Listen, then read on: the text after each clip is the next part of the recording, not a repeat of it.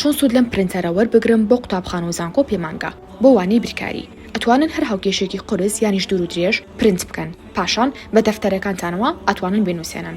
بۆ وانی زیندەزانی وەک ئەزانن وێنەی زۆری تیا کتێبەکەتان، و ئەگەر وێنەیەکە بەلاوە قورس بوو و بەشەکانی پێ لەبەرنا ئەکرا و پێجیانە ئەکرایەوە، ئەوە ئەتوانی ئەو وێنەیە لە گۆگڵ دەربێنیت و پرینتی بکەیت، پاشان هەڵی بواسی بە ژوورەکەتە. بۆ وانەیە عەرەبی و ئینگلیزی ڕۆژانە پێویستێ بە لەبەرکردنی چەند وشەیەکی ناو کتێبەکەتە بێت تا ئەستێ لەو دوانەیە باشتر بێ. بۆ ئێلانی کەم ڕۆژانە هەوڵ بە 5 وشەی عەرەبی پاشان 5 وشەی ئینگلیزی بخەرە ڕستەوە، پاشان پرینتیان بکە تا بە درێژای ڕۆژەکە لە پێش چاوە بێت بۆ چەند جارێک سێری بکەیت. یاخود ئەتوانی ساوەندی ئینگلیزی و عەرەبی و پاشان ڤێربەکان و پاسپارتی سپڵەکان یاخود معانی کەلیمات و مضاد و ڕادیفەکانیش بە هەمان شێوە پرینتکەی. وانی کیمیا چەند هاوکێشە و ئاوێت و تخممان هەیە کە ئەبێ لەیان تێبگەی، بەڵام ڕەنگە بەشێکیان بۆ خوێندکار قورس بێ کە لەیان تێبکە، یاخود ڕەنگە ناوی زۆر قورسی تیابێت بۆ لەبەرکردن. بۆ ئەمە بەستا ئەتوانن ڕۆژانە تەنها 5 تخم پرینتکەن و ڕۆژانە وەکو فلاشکار بەدەستان و ئێگرن و لەبەریەکان. بۆ وانەی جوگرافیا و مێژوو ئەتوانن نەخشەی هەروڵاتێکتان بووێ و بەشەکانی بەلاتان و قورس بوو کە لەبەری بکەن، ئەتوانن لە گۆگڵ دەری بێن و پرینتی بکەن و بە ژوورەکەتانە هەڵی واسن هەتا ئەو کاتی کە لەبەری ئەەکەی.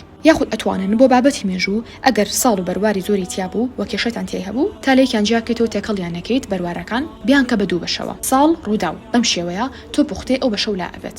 لە کۆتاییشا چۆن سوود لەو بابەتانە وەربگرم کە باسمان کرد کاپشم خوێندنەوە.